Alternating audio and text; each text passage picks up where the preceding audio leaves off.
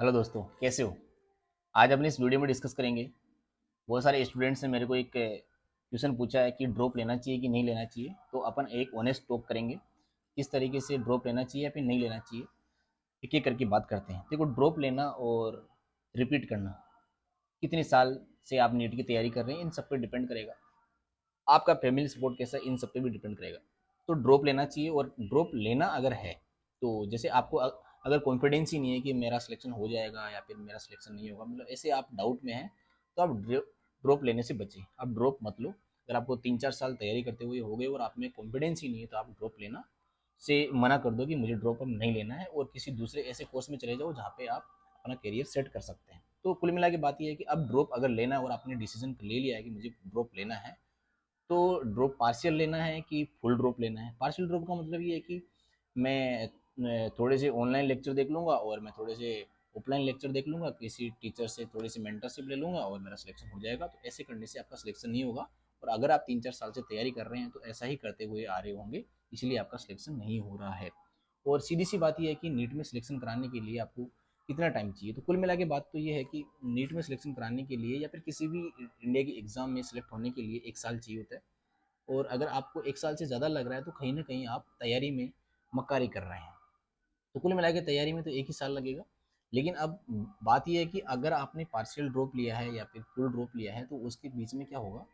Partial drop का मतलब ये है कि आपके इस तैयारी में डिस्टर्बेंस क्रिएट होने वाला है। तो डिस्टर्बेंस क्रिएट होता है तो आप वहीं पे जाके अटक जाएंगे। अगर आप 10 नंबर से 20 नंबर से पीछे रह गए, फिर 100 नंबर से पीछे रह गए, तो इसका मतलब आपने कहीं ना कहीं तैयारी में थोड़ी सी गड़बड़ करी है।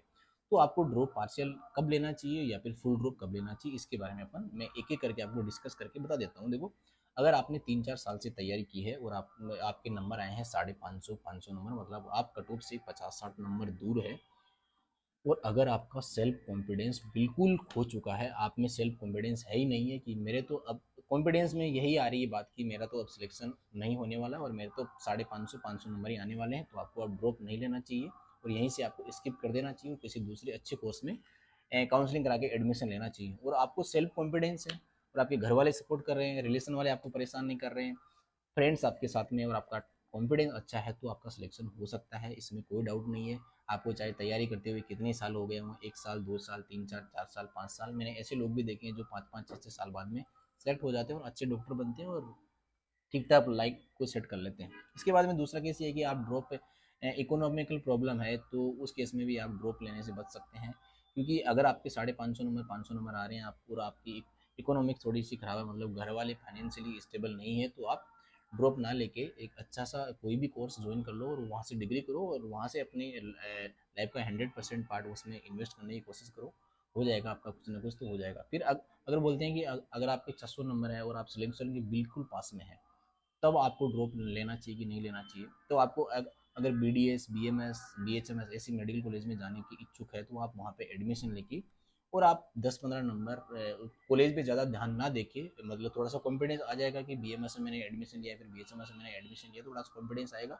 जिससे क्या होगा कि आपका नीट में सिलेक्शन होने में या फिर थोड़ा सा तैयारी करने में थोड़ी हेल्प मिलेगी। तो आपको ड्रॉप लेके थोड़ा सा इस टाइप के ड्रॉप को अपन पार्शियल ड्रॉप बोल सकते हैं। तो BDS या फिर BMS लेके आप पार्शियल ड्रॉप ले सकते हैं। लेकिन यहाँ पे मैं बोल देता हूँ कि ऑनेस्ट बात तो ये है कि आप मेडिकल कॉलेज में जाने के बाद में आपको बहुत सारा डिस्टर्बेंस क्रिएट होगा। आप नई जगह जाएंगे, आपके नए दोस्त मिलेंगे, आप जान पहचान करने में, खाना कहाँ पे मिलता है, कहाँ पे रहना है, कैसे रहना है, इस अरेंजमेंट में आपका एक दो महीना निकल जाएगा। इस केस में आप परेशान हो जाएंगे। तो इस केस में भी आपको ड्रॉप पार्शियल नहीं लेना चाहिए, फुल ड्रॉप ही लेना चाहिए। फिर उसके बाद में ये है कि चलो मैं ड्रॉप ले रहा हूँ और मैं पार्शियल ड्रॉप या फुल ड्रॉप ले रहा हूँ, तो मुझे ऑनलाइन या फिर ऑफलाइन कोचिंग प्रीफर करनी चाहिए। तो मेरा ये मानना है कि अगर आप फाइनेंशियली ठीक ठाक नहीं है, तो आप ऑनलाइन भी तैयारी कर सकते हैं। ऑनलाइन में ये फ़ायदा होता है कि आपके पास में जो क्वालिटी टीचर है वो आप सर्च करके क्वालिटी टीचर से पढ़ सकते हैं। ऑफलाइन में ये होता है कि एक इंस्टीट्यूट में आपको चाहे कितना अच्छा इंडिया का इंस्टीट्यूट हो, उसमें सारे सब्जेक्ट के टीचर आपको अच्छे नहीं मिलते हैं जनरली, ऐसा मैंने देखा है अपने टीचिंग करियर में। तो मोड ऑफ ऑनलाइन जो जो है वो ठीक है। ऑफलाइन में फ़ायदा ये है कि आप टीचर के साथ में डाउट डिस्कशन अच्छे से कर सकते हैं। इसके बाद में मैं आपको बोलता हूँ कि फुल ड्रॉप अगर आप ले रहे हैं, तो ऑनलाइन में जो है टीचर है, उसको आप प्रॉपर तरीके से, मतलब आपके पास में क्या होना चाहिए, आपके पास में ये होना चाहिए कि आपको सेल्फ कॉन्फिडेंस हो, सेल्फ कॉन्फिडेंस के साथ में आपके पास में डेडिकेशन होना चाहिए। तो आप प्रॉपर डीपीपी सोल्व करिएगा।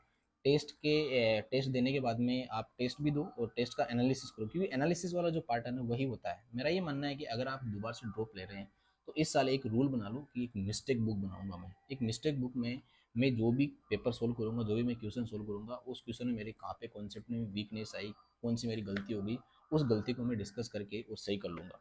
तो अगर आप फुली डेडिकेटेड है, सेल्फ कॉन्फिडेंट है, तो आप ऑनलाइन प्रिपेयर कर सकते हैं।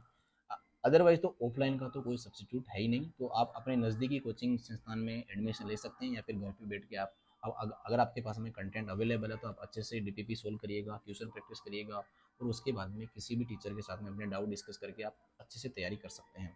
उसके बाद में सॉल्यूशन ये है कि अगर आप के 200 300 400 नंबर आ रहे हैं और आप क्या करना चाहिए आपको, तो आप ऑनलाइन मोड में चले जाइएगा और ऑनलाइन मोड में अच्छे से टीचर को और एक प्रोसेस को फॉलो करेगा। प्रोसेस ये है कि टीचर के वीडियो देखना है। जैसे टीचर के वीडियो कब देखना है, जैसे मान लेता हूँ आपके 650 नंबर या फिर 500 नंबर आ रहे हैं। 500 नंबर अगर आपके आ रहे हैं तो आपको टीचर प्रॉपर सभी सभी सब्जेक्ट के टीचर फॉलो करने की जरूरत नहीं है। जो सब्जेक्ट आपका वीक है उसको टीचर के साथ में कोऑर्डिनेट करिएगा और उसी टीचर के लेक्चर देखिए। लेकिन बाकी टाइम जो है वो आप रील देखने में या फिर यूट्यूब पे दूसरे वीडियो देखने में टाइम खराब मत कीजिएगा। जो सब्जेक्ट आपका वीक है उस सब्जेक्ट पे आप काम करें और उस सब्जेक्ट को आप स्ट्रॉन्ग बनाएं। और उसके साथ में ऐसा नहीं है कि अगर आपका फिजिक्स वीक है तो आप फिजिक्स को पढ़ने लग गए लेकिन आप बायोलॉजी केमिस्ट्री को पढ़ ही नहीं रहे हैं। इस केस में फिर आपको सिलेक्शन से फिर से दूरी बनाई रखनी पड़ेगी। तो अगर सब्जेक्ट वीक है सब्जेक्ट को प्रॉपर टाइम दीजिएगा, लेकिन इस केस में आपको केमिस्ट्री और बायोलॉजी को अच्छे से टाइम देना और पेपर सोल्व करना है। और अगर आपके 600 नंबर आ रहे हैं, 550 नंबर आ रहे हैं, तो आपको क्वेश्चन पे ज़्यादा फोकस करना है और कॉन्सेप्ट जो आपका वीक है, जो आपको नहीं आता है, उस पर प्रॉपर डिस्कस करने के साथ में आपको चलना है। और ऐसे करने से आपका सिलेक्शन हो जाएगा। अब बोलते हैं कि ऑनलाइन में अगर आपका सिलेक्शन नहीं हुआ और ऑफलाइन में आपका सिलेक्शन नहीं हुआ तो क्या होगा। कुल मिला के दोनों में, एक में टाइम वेस्ट होगा, एक में मनी और टाइम दोनों वेस्ट होगा। लेकिन मेन चीज़ यहाँ पे टाइम है। एक साल अगर आपकी ज़िंदगी का चला गया तो आप सही तरीके से अपने आप को मैनेज नहीं कर पाओगे, फिर आपका कॉन्फिडेंस और लोअर साइड चला जाएगा। इसलिए अगर आपने ठान लिया है कि मुझे ड्रॉप लेना है और ड्रॉप लेके मुझे सेलेक्ट होना है, तो आप पूरी डेडिकेशन के साथ में अपने आप को एक आइसोलेशन में लेके चले जाइएगा। 10 महीने की 12 महीने की बात है, इस केस में आप अपना सिलेक्शन करा सकते हैं और अपनी लाइफ को जहाँ पे आप पहुँचाना चाहते हैं वहाँ पे पहुँचा सकते हैं। इसके अलावा मेरे हिसाब से कोई बात ऐसी नहीं है जो आपको ड्रॉप लेने और ना लेने में आपको समझ में नहीं आ रही होगी। ओके।